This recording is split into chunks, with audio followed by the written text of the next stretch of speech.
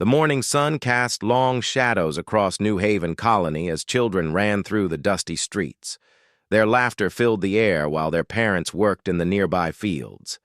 It was a good day on Kepler 442b, just like most days had been. For the past 15 years, Commander Jake Morrison stood on the observation deck of the colony's main building. He watched the busy streets below with tired but satisfied eyes. 15 years ago, this planet had been nothing but empty land and wild forests. Now it was home to 50,000 people who had built something real here. "Hard to believe it's been 15 years, said Dr. Lisa Carter as she joined him at the window. She held a cup of coffee in her hands and looked out at the scene below. "Feels like yesterday we were living in those first metal shelters," Jake replied. He turned to face her, noticing the excitement in her eyes. "You look like you found something interesting in your lab again." Lisa smiled. "Always do. The soil, samples from the Eastern Valley show mineral deposits we haven't seen before. Could be useful for expanding the power grid." Jake nodded. As the colony's military commander, he always thought about defense and resources. The Eastern Valley was far from the main settlement, which meant they would need to build new roads and security posts if they wanted to mine there. "We should talk to Mayor Walsh about it," he said. "Any expansion needs to be planned carefully." Down in the streets, people prepared for the day's work. Farmers loaded their trucks with tools and headed to the fields. Engineers checked the power lines that brought electricity to every building. Teachers walked to the school where over 1,000 children learned about their new world. Captain Ben Hughes finished his morning flight check on the Pioneer's Dream, the colony's main transport ship. The big vessel could carry 500 people and had brought many of the colonists to this world. Now it mostly flew supplies between New Haven and the smaller outposts scattered across the planet. "Everything looks good," Ben told his crew. "We've got a supply run to the mining station this afternoon." The mining station sat 200 miles north of New Haven. 40 people lived there, digging metals and rare elements from the mountain ranges. They sent their materials back to the colony every week and received food and equipment in return. Tony Rodriguez crawled out from under one of the colony's main power generators. Oil stained his work clothes, and sweat covered his face. At 29, he was one of the youngest senior engineers in the colony, but everyone trusted his work. "Generator 3 is running at full power again," he called to his assistant. "Should be good for another 6 months before the next major service." The colony ran on 12 large generators that burned fuel made from local plant materials. Tony and his team kept them running day and night. Without power, the water pumps would stop, the lights would go out, and the communication systems would fail. Mayor Susan Walsh sat in her office reading reports from each district of the colony. Food production was up this month. The medical center had successfully treated an outbreak of fever without any deaths. The school system had trained 20 new teachers. Everything looked good. She had been elected mayor 3 times, and people trusted her to make the hard decisions. Before coming to Kepler 442b, she had been a city administrator on Earth. The job here was different, but used many of the same skills. A knock on her door interrupted her reading. "Come in," she called. Jake Morrison entered and sat down across from her desk. "Lisa found something interesting in the Eastern Valley. Mineral deposits that could help us expand the power grid." "That's good news," Susan said. "We'll need more power as we grow. How many people are we expecting on the next transport from Earth?" "About 3,000, Jake replied. "They should arrive in 8 months. Susan made notes on her tablet. 3,000 new people meant building new homes, expanding the farms, and creating more jobs. It also meant Jake would need more security personnel to keep everyone safe. The colony had 12 small defense ships and about 200 trained fighters. Jake knew it wasn't much compared to a real military, but Kepler 442b was far from any conflicts. The nearest alien civilization was hundreds of light years away, and they had never shown any interest in human space. That afternoon, families gathered in the main square for the weekly community meeting. Children played games while adults discussed plans for new buildings and improvements to the colony. Someone had suggested building a larger hospital. Others wanted better roads to the outer farms. Dr. Carter stood before the crowd to give her weekly science report. "The weather station predicts good rains for the next month," she said. "Perfect growing conditions for the grain crops." People clapped and smiled. Good harvests meant everyone would have enough food through the winter months. "We've also discovered new mineral deposits that could help us generate more power," Lisa continued. "With the mayor's approval, we could start mining operations next year." More clapping filled the square. Everyone knew that more power meant better living conditions and room for growth. As the sun began to set, families returned to their homes. Jake walked through the quiet streets, checking the security posts and making sure everything was secure for the night. It was a routine he had followed for 15 years. The night shift took over the essential services. Security guards watched the perimeter. Engineers monitored the power systems. Communication officers maintained contact with the mining stations and orbital satellites. Jake finally returned to his own small house near the colony center. He heated up a simple dinner and sat down to read the daily reports. Crime was almost non-existent. Equipment failures were minor and quickly fixed. Food stores were at good levels. He was about to go to bed when his communication device chirped with an urgent message. Jake grabbed it quickly, wondering what could be wrong at this hour. The message came from the orbital monitoring station, a small automated platform that watched the space around Kepler 442b for incoming ships and dangerous asteroids. "Unknown vessels detected at system edge," the message read. "Large ships, not human design, moving toward planet at high speed." Jake felt his stomach drop.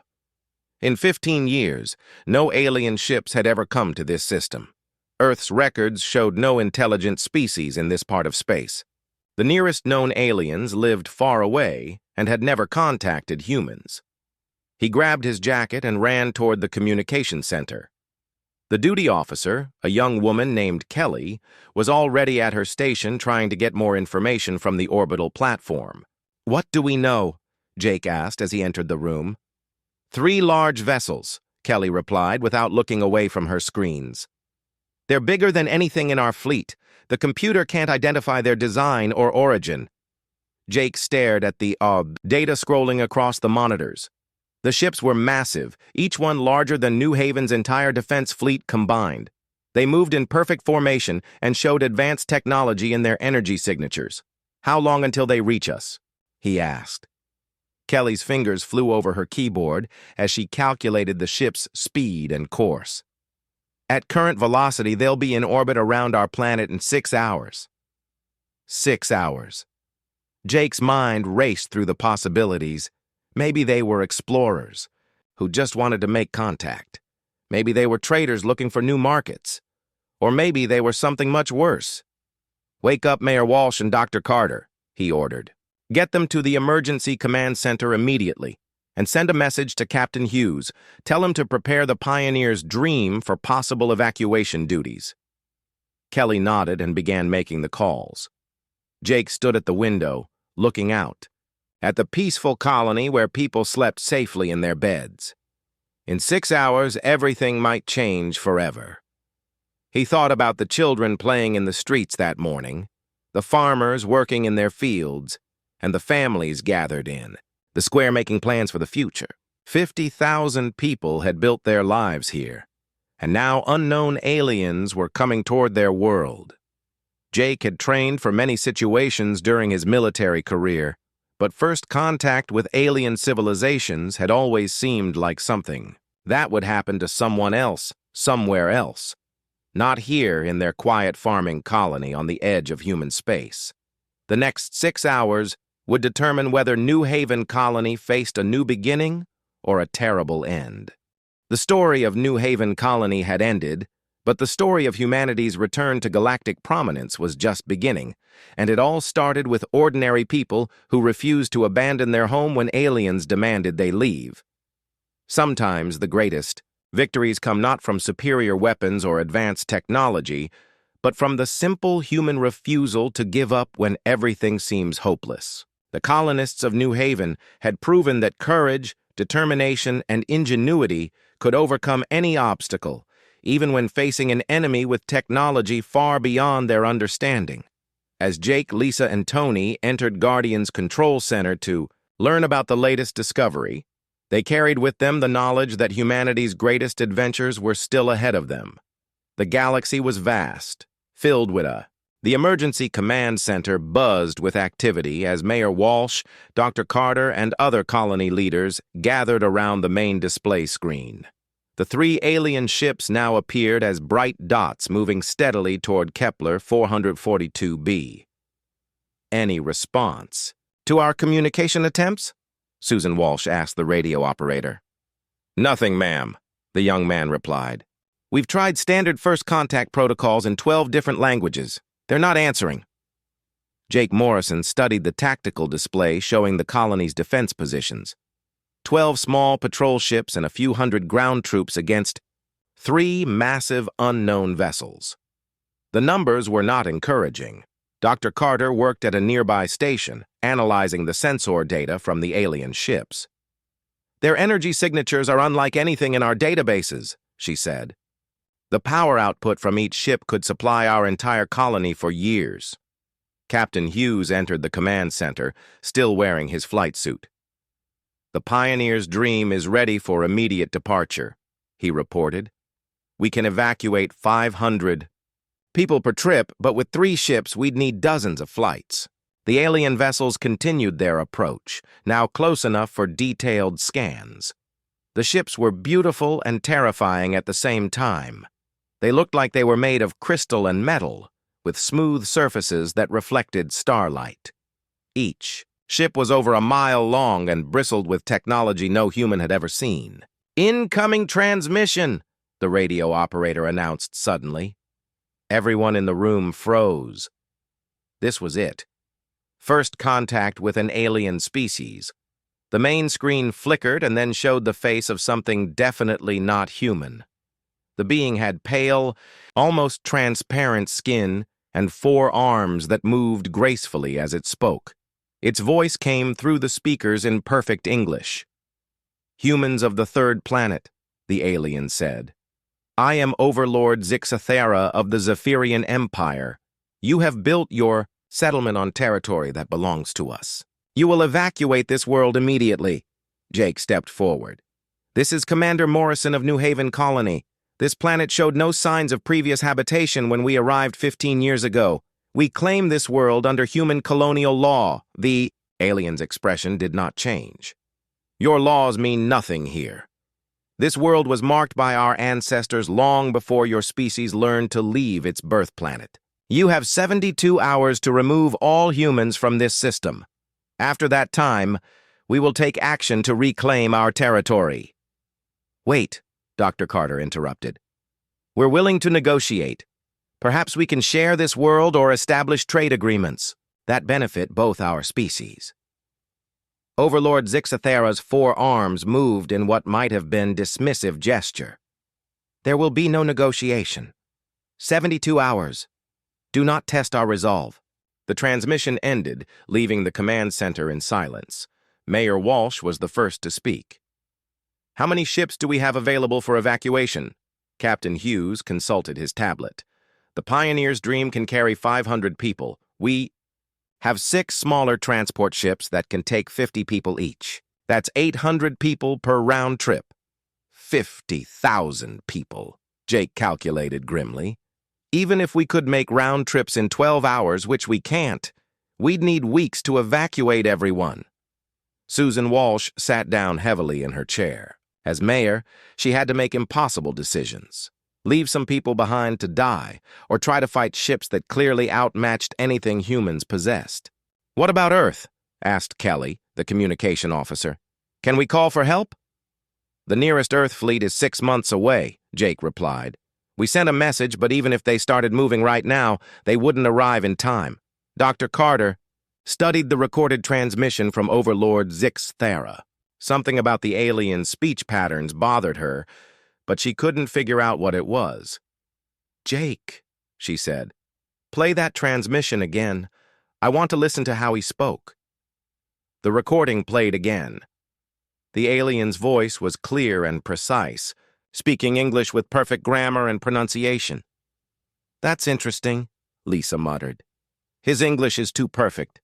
No accent, no mistakes. Either their translation technology is incredibly advanced or what?"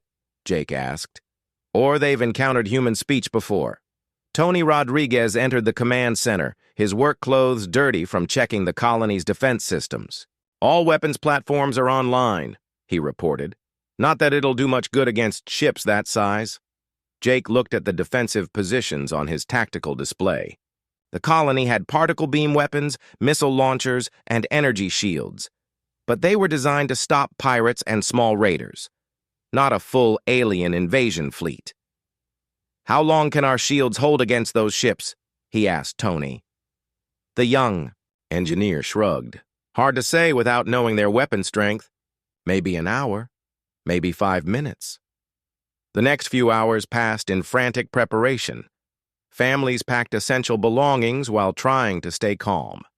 The colony's teachers gathered the children in the school buildings, keeping them busy with games and stories while their parents made difficult decisions about what to take and what to leave behind.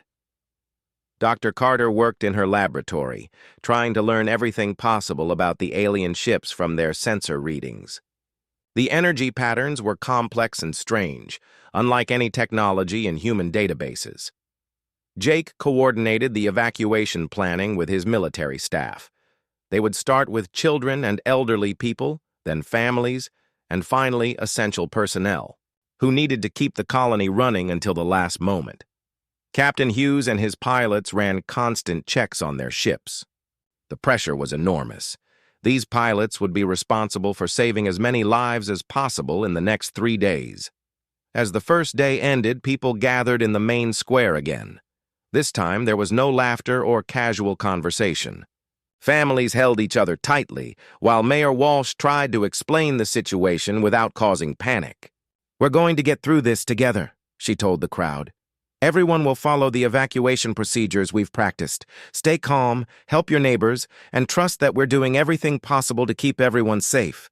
But even as she spoke, everyone could see the 3 alien ships growing brighter in the night sky as they moved closer to the planet. Jake couldn't sleep that night. He walked through the colony's quiet streets, checking security posts and thinking about the impossible situation they faced. 15 years of building and growing, and now it might all end because of some ancient alien claimed their world. The second day brought more bad news.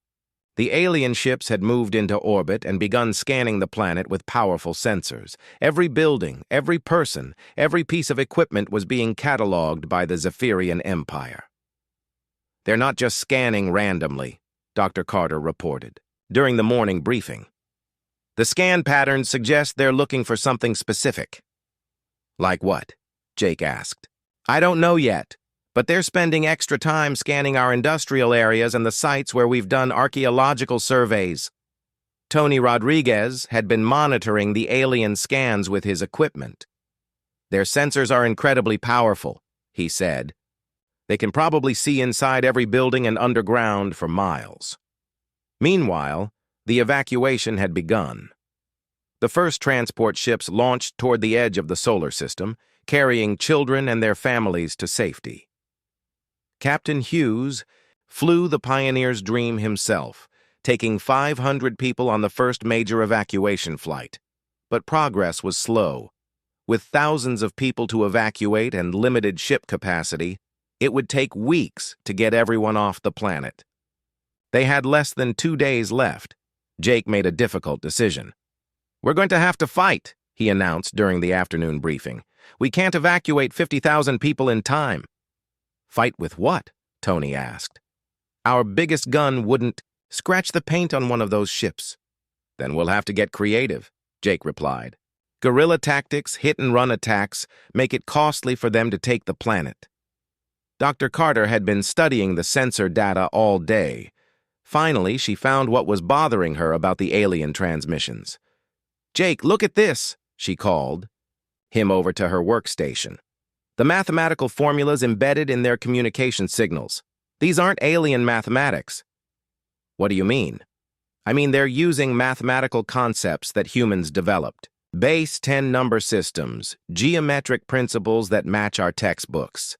It's like they learned mathematics from human sources." Jake stared at the data on her screen. "You're saying they've met humans before?" "I'm saying they've studied human civilization extensively. The question is when and where." As the second day ended, the alien deadline was less than 24 hours away. The evacuation ships had managed to remove about 5,000 people, but 45,000 colonists remained on the planet. Jake stood in the command center, looking at tactical displays and evacuation schedules. No matter how he calculated the numbers, there wasn't enough time to save everyone. Captain Hughes returned from his second evacuation flight looking exhausted. "We've got women and children safely away from the system," he reported. "But the aliens are starting to move. Their ships are taking positions over our major population centers." On the main screen, they could see the 3 massive alien vessels hanging in the sky like deadly ornaments. Whatever the Zephyrians wanted, they would get it soon. The 72-hour deadline was almost up, and everything was about to change forever. The 72-hour deadline passed with 45,000 colonists still on Kepler 442b. Jake Morrison stood in the command center, watching the chronometer count down the final seconds. Everyone held their breath, waiting to see what the Zephyrian Empire would do. At exactly 72 hours and 1 minute, the alien ships opened fire. But instead of destroying the colony, the weapons struck empty buildings on the outskirts of town. 3 storage warehouses vanished in flashes of bright energy, leaving only smoking craters behind. "Warning shots," Jake muttered. "They want us alive." Overlord Zixathera's face appeared on the main screen again. "Your time has expired, humans. We will now begin reclaiming our territory. Those who resist will be eliminated. Those who comply will be relocated to designated areas." The alien ships began moving toward different parts of the colony. Energy beams struck the main power station, knocking out electricity to half the settlement. Another beam destroyed the communication tower, cutting contact with the evacuation ships. "Tony, get me backup power," Jake ordered. "Kelly, switch to emergency radio frequencies." The young engineer ran toward the basement where the colony's backup generators were located. Without main power, they would lose life support systems, water pumps, and defensive capabilities. Dr. Carter watched the alien attack patterns on her remaining instruments. "Jake, they're being very precise," she said.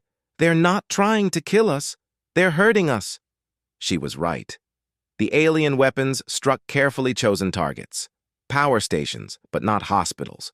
Communication towers, but not residential areas. It was like watching a shepherd guide sheep into a pen. "They want us alive for something," Jake realized. "The question is what?" Captain Hughes tried to launch the Pioneer's Dream for another evacuation run, but alien ships immediately surrounded the transport vessel. Energy beams disabled its engines without destroying the ship or harming the crew. "This is Captain Hughes to New Haven Command." His voice crackled over the emergency radio. "They've disabled my ship but haven't attacked us. Repeat, crew is safe but ship is grounded." Jake made a quick decision. "All military personnel, switch to guerrilla tactics. Use the underground tunnels and maintenance passages. Make them work. For every building they take." The colony's tunnel system had been built for maintenance and emergency purposes.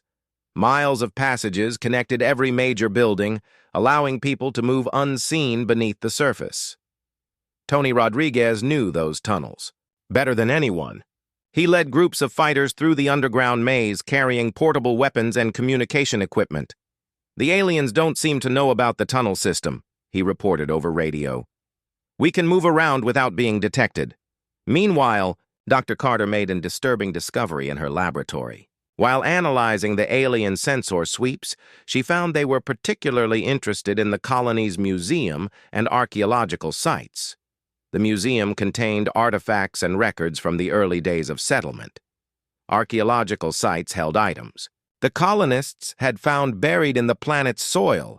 None of it seemed valuable enough to interest an advanced alien empire. Why would they care about our old digging tools and pottery fragments? Lisa wondered aloud. Jake coordinated the resistance from a hidden command post in the tunnel system. His forces used hit-and-run tactics, striking alien ground troops and then disappearing back underground. The Zephyrians had landed soldiers to occupy the colony. The alien troops were tall and moved gracefully on long legs. They carried energy weapons that could cut through metal walls but seemed reluctant to use them against humans. "They're trying to capture us, not kill us," Jake told his fighters over radio. "Use that to our advantage. They'll hesitate before shooting. We won't." Tony's engineering team sabotaged alien equipment whenever possible. They cut power lines, jammed communication signals, and planted explosives in areas the aliens were trying to secure.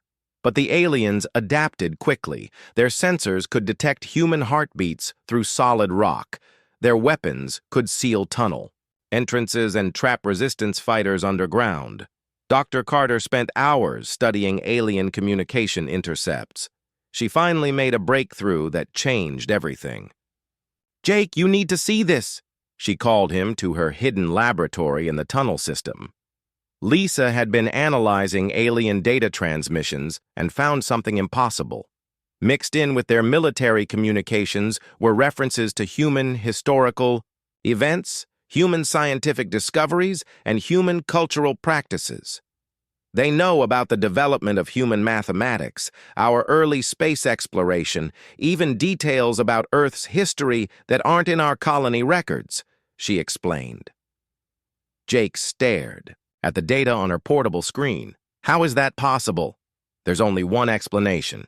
They've encountered human civilization before. Not us, but humans from somewhere else or sometime else. Lisa pulled up more data. Look at these references. They mention human settlements on worlds we've never heard of. Human technology that's more advanced than anything we have. You're saying there are other human colonies out there? I'm saying there were other human colonies. Past tense. The Zephyrians talk about them like they're gone. Jake felt a chill run down his spine. If advanced human civilizations had existed before and the aliens had destroyed them, what hope did New Haven Colony have? But Dr. Carter had found something else in the alien communications. They're not just occupying our colony, Jake. They're searching for something. Something they think the previous humans left behind. The resistance continued for 3 more days. Jake's fighters struck alien positions and disappeared into the tunnels. Tony's engineers disrupted alien equipment and sabotaged their operations. But the aliens were winning. They controlled the surface, the spaceport, and all the major buildings. Worse, they had started rounding up colonists and moving them to camps. Outside the main settlement, Mayor Walsh had been captured during the first day of occupation. She was being held with thousands of other colonists in a fenced area near the old farming district. Captain Hughes and his crew were prisoners on their own ship, watched by alien guards but otherwise unharmed. The aliens seemed to want human, pilots and engineers alive and functional. Jake realized the situation was hopeless. They could hide in the tunnels, but they couldn't fight forever without supplies. The aliens were slowly tightening their grip on everything above ground. That's when Tony Rodriguez made a discovery that changed everything. While running from alien patrols in the deepest maintenance tunnels, Tony found something that shouldn't exist. A section of tunnel that wasn't on any colony map. A passage that led deeper underground than any human construction should go. "Jake, you need to get down here," Tony whispered into his radio. "I found something big." Jake made his way through the tunnel system to Tony's location. The young engineer was standing in front of what looked like a metal wall with strange symbols carved into its surface. "This isn't human construction," Tony said. "The metal is some kind of alloy we don't have the technology to make. And these symbols predate our colony by thousands of years." Jake examined the wall with his flashlight. The symbols were definitely not human, But they weren't Zephyrian either. They looked older than both civilizations. "There's something behind this wall," Tony continued. "My sensors detect a large hollow space. And Jake, there's power running through systems back there. Active power." Dr. Carter joined them an hour later, having made her way through the dangerous tunnel system. When she saw the wall and symbols, her face went pale. "These symbols match references I found in the alien communications," she said. "The Zephyrians have been looking for sites like this across the galaxy." "What kind of sites?" Jake asked. Lisa ran her hands over the carved symbols. "Ancient human sites. Settlements built by humans who lived tens of thousands of years ago. Humans with technology far beyond anything we have today." Tony had been working on the wall's locking mechanism while they talked. "I think I can get this open," he said. "But Jake, if I'm reading these power signatures right, there's something major on the other side. Something that's been waiting down here for a very long time." Jake looked at his two companions. Above ground, the aliens were winning. The colony was falling, and there was nothing his fighters could do to stop it. But down here in the deep tunnels, they had found something the aliens were searching for. Something left by humans who had lived on this world long before New Haven Colony was even planned. "Open it," Jake decided. Tony's fingers worked over the alien controls. Ancient mechanisms that had been silent for millennia began to move. The metal wall split apart with a deep rumbling sound, revealing a passage that led into darkness. Air flowed out of the opening, carrying scents of metal and ozone. Emergency lights flickered on automatically, showing a corridor that stretched far into the distance. "The air is breathable," Lisa said, checking her instruments. "Whatever this place is, it was designed for humans." They stepped through the opening into a world that none of them had imagined. The corridor was lined with smooth metal walls covered in displays showing star maps, mathematical equations, and human writing in languages they didn't recognize. The passage led to a vast underground chamber filled with technology beyond anything in human databases. Machines hummed quietly in the darkness, powered by energy sources that had run for thousands of years. The space around Kepler 442b erupted into chaos as ancient human defense systems came online. Ships that had been hidden for 100,000 years suddenly appeared around the Zephyrian fleet, their weapons charging with energy signatures. That made the alien vessels look like toys. In orbit, Overlord Zix Thera watched in horror as his powerful Empire fleet was suddenly surrounded by technology far beyond anything his species had ever encountered. "Impossible," he whispered, as his sensors tried to analyze the ancient human ships. "These energy readings are off all our scales." On the planet's surface, automated defense platforms rose from hidden positions throughout New Haven Colony. Energy shields protected the human prisoners, while weapons systems targeted alien ground forces with perfect precision. Dr. Carter watched it all from Guardian's control room, deep underground. The ancient facility's displays showed every aspect of the battle as humanity's forgotten technology awakened to protect its descendants. "Guardian, what about Jake and Tony?"